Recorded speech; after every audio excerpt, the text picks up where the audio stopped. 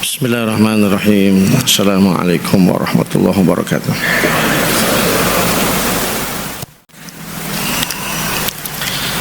Alhamdulillah. Alhamdulillahilladzi hadana lihadza. Wa ma kunna linahtadiya laula an hadana Allah. Asyhadu an la ilaha illallah wahdahu la syarika lah. Wa asyhadu anna Muhammadan abduhu wa rasuluh. Allahumma salli wa sallim wa barik ala nabiyyina Muhammadin wa ala alihi wa sahbihi ajma'in wa man tabi'ahum bi ihsan ila yaumiddin. Wa qala ta'ala a'udzu billahi minasy syaithanir rajim. Ya ayyuhalladzina amanu taqullaha wal tanzur nafsum ma qaddamat liqad wattaqullaha innallaha khabirum bima ta'malun. Wa qala habibuna Muhammadun sallallahu alaihi wasallam ittaqillaha haitsuma kunta wa atbi'is sayyi'atal hasanata tamhuha wa khaliqin nas bi khuluqin hasanin. Hadirin jamaah salat Jumat Masjid Al-Hidayah rahimani wa rahimakumullah. Puja-puji syukur tiada hentinya kepada Allah Subhanahu wa taala. Bersalawat dan salam kepada Nabi kita Muhammad sallallahu alaihi wasallam. Sejenak kita meninggalkan aktivitas kita pada siang hari ini, datang ke masjid ini dalam rangka taqarrub kepada Allah, sungguh-sungguh meraih predikat hamba terbaik, yaitu predikat orang-orang yang bertakwa kepada Allah. Oleh karena itu, mari kita bersama-sama dengan niat ikhlas karena Allah meningkatkan ketakwaan kita kepadanya dengan sebenar-benarnya takwa. Mudah-mudahan segala perjuangan kita di setiap saat meraih ketakwaan dikabul, diijabah oleh Allah Subhanahu wa taala. Amin ya rabbal alamin. Jemaah rahimakumullah, kembali kita berbicara tentang eksistensi para ulama ya. Karena dalam Al-Quran sudah jelas orang yang paling takut kepada Allah adalah para ulama. Innama yakhsyallaha min ibadil ulama. Dalam hadis dikatakan al ulama warasatul anbiya. Ulama adalah pewaris para nabi. Namun Syekh Zaini Dahlan dalam sebuah kajian Mizanul Kubra mengatakan al ulama warasatul anbiya malam yukhalitu as-sultan. Ulama tetap akan menjadi pewaris para nabi selama ulama tersebut tidak bercampur baur dengan pemerintahan. Ulama tersebut tidak tergadai oleh pemerintah, maka dia tetap menjadi ulama pewaris para nabi. Jika sudah tidak lagi menjadi sahibul hukumah, checks and balance terhadap pemerintah, malah menjadi murtahanun bil hukumah ya, tergadai terhadap pemerintah, maka itu lepas dari predikat sebagai pewaris para nabi.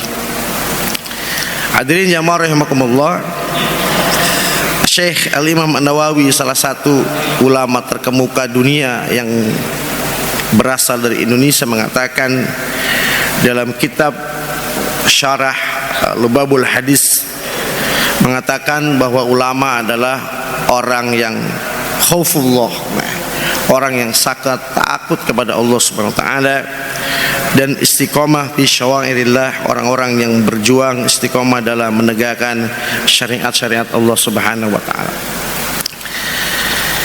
Dalam sebuah keterangan jumhur ulama, bagaimana ulama membangun sebuah spiritualitas pola pikir mereka. Jadi ketika ulama-ulama kita ingin menumbuhkan keyakinan, maka yang mereka pikirkan adalah tafakkur fi ayatillah. Jadi ulama-ulama kita ketika ingin meningkatkan ketauhidan dan keyakinan kepada Allah, maka mereka semakin dekat dengan ayat-ayat Allah. Mereka buka tafsirnya, mereka tadabburi ayat Allah, qauliyahnya. Kemudian mereka merenungi ayat-ayat kauniyahnya Allah Subhanahu wa taala. Mereka bertapakur tentang sehelai daun. Mereka bertapakur tentang lautan yang luas. Mereka bertapakur tentang kauniyah yang diciptakan oleh Allah Subhanahu wa taala. Al-fikrah fi ayatillah yatawalladu at-tauhid wal yakin. Karena konsep pola pikir para ulama, ketika kita sering berpikir tentang ayat-ayat Allah, maka akan melahirkan kekuatan tauhid dan keyakinan kepada Allah Subhanahu wa taala. Jamaah yang dirahmati Allah, yang kedua, mereka mengajarkan ketika kita ingin membangun kecintaan terhadap Allah Subhanahu wa taala, maka mereka mengajarkan tafakkaru fi alaillah. Berpikirlah tentang eksistensi Allah. Berfikirlah dan renungkanlah tentang asma-asma Allah Subhanahu wa taala. Walillahil asmaul husna. Asmaul husna bisa menjadi renungan kita, ya. Bagaimana Allah menempatkan kalimat Ar-Rahman Ar-Rahim, kalimat yang sangat, nama yang sangat dicintai oleh Allah Subhanahu wa taala. Di dalamnya ada nama-nama yang cukup menyeramkan, tapi kemudian Allah menutup nama-namanya dengan kalimat As-Sabur, Maha Sabar. Ini ala illah. Ini adalah eksistensi Allah. Belum kita berbicara tentang sifat 20 Allah, ya, yang diawali dengan kalimat wujud, qidam, baqa dan seterusnya, ya. Bagaimana kita diajak berfikir oleh Allah untuk bagaimana Allah mengadakan alam semesta, ya. Di dalam Al-Quran Allah berfirman tentang khalaqallahu samawati wal fi sittati ayyam. Allah menciptakan langit dan bumi ini dalam 6 masa. Dalam hitungan kita berarti 6.000 tahun. Mari kita bertanya, mari kita merenung, ya. Bukankah Allah innama amru idza arada syai'an ay yaqula lahu kun fayakun? Tapi kemudian mengapa Allah berfirman, kami ciptakan langit dan bumi, alam semesta ini selama 6 masa? Ternyata jawaban ilmiahnya adalah sebelum Allah menciptakan langit dan bumi, Allah telah menciptakan waktu. Jadi ketika Allah menciptakan ruang, karena sudah ada waktu, berarti ruang harus mengikuti peredaran waktu. Dan Allah maha konsisten dengan apa yang Allah ciptakan. Allah tidak melanggar apa yang Allah ciptakan, sehingga langit dan bumi diciptakan oleh Allah dengan 6 masa. Karena sebelum langit dan bumi diciptakan, Allah terlebih dahulu telah menciptakan masa. Dan setiap yang tercipta setelah itu perlu ada masa di sana. Jamaah rahimakumullah, yang ketiga, ketika para ulama ingin menumbuhkan semangat optimisme dalam hidupnya, mereka mengajarkan tafakkaru fi wa'dillah. Berfikirlah kita tentang janji-janji Allah. Renungilah bagaimana Allah berjanji dalam Al-Quran. Merenungilah bagaimana Allah berjanji kepada lisan para nabinya, terutama Nabi kita Muhammad SAW. Allah berjanji tentang keindahan surga.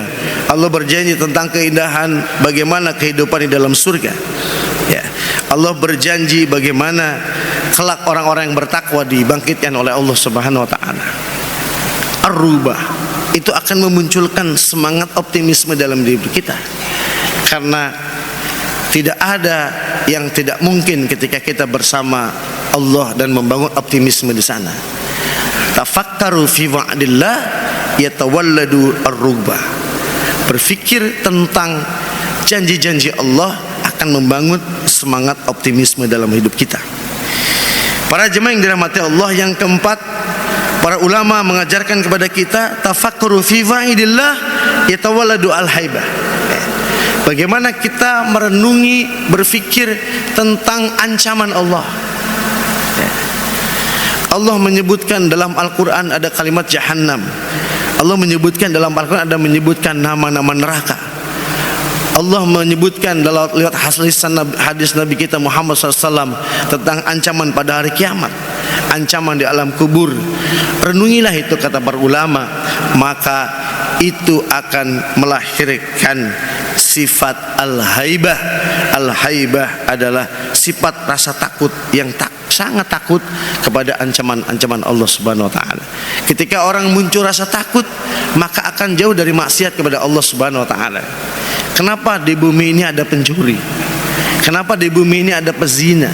Kenapa di bumi ini ada koruptor? Karena tidak adanya sifat al-haibah. Kenapa sifat haibah itu tidak muncul? Kata para ulama, karena tidak seringnya kita merenung tentang ancaman Allah Subhanahu wa taala.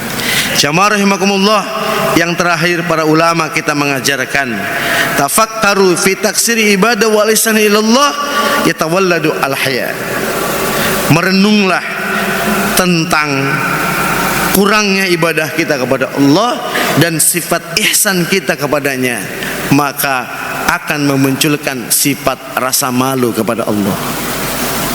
Jamaah rahimakumullah, mari kita bangun semangat beribadah, tapi jangan merasa sudah benar beribadah. Mari kita bangun semangat beribadah kepada Allah, tapi jangan merasa paling benar dengan ibadah-ibadah yang kita lakukan. Karena tetap di hadapan Allah ibadah-ibadah kita terasa akan kurang. Dan terus bangun, yang terpenting adalah semangat ihsan kita kepada Allah.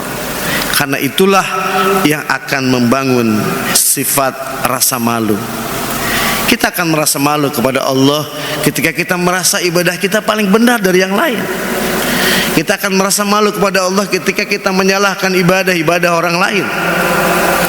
Karena at-tafakkur fi taksiril ibadah wal ihsani ilallah yatawalladu al-haya. Orang-orang yang senantiasa berpikir tentang kurangnya ibadah kepada Allah dan kurangnya ihsan dia kepadanya, maka yang akan muncul adalah rasa malu kepada Allah, rasa malu kepada hamba-hamba Allah yang lainnya. Mudah-mudahan Allah berikan kita hidayah untuk senantiasa mengikuti rekam jejak para ulama kita. Kita selalu menggunakan pikiran kita untuk merenungi ayat-ayat Allah agar muncul semangat tauhid dan keyakinan kita kepada Allah. Kita senantiasa mengikuti para ulama untuk berpikir tentang eksistensi Allah, karena itu akan mengalahkan cinta kita kepada Allah Subhanahu wa taala. Kita senantiasa berguru kepada para ulama tentang berpikir terhadap janji-janji Allah, karena itu akan melahirkan semangat dan optimisme dalam hidup kita. Kita selalu berguru kepada para ulama untuk senantiasa membangun dan berpikir tentang ancaman-ancaman Allah, karena itu akan melahirkan sifat rasa kengerian dan takut kepada Allah. Dan kita terus belajar kepada para ulama, karena mereka selalu merasa kurang beribadah dan kurang ihsannya kepada Allah. Yang selalu muncul adalah sifat malu kita kepada Allah Subhanahu wa taala. Amin ya rabbal alamin. Barakallahu li wa lakum fil Qur'anil azim wa nafa'ni wa iyyakum mimma fihi minal ayati wa dzikril hakim wa taqabbalallahu minni wa minkum tilawatahu innahu huwal ghafurur rahim.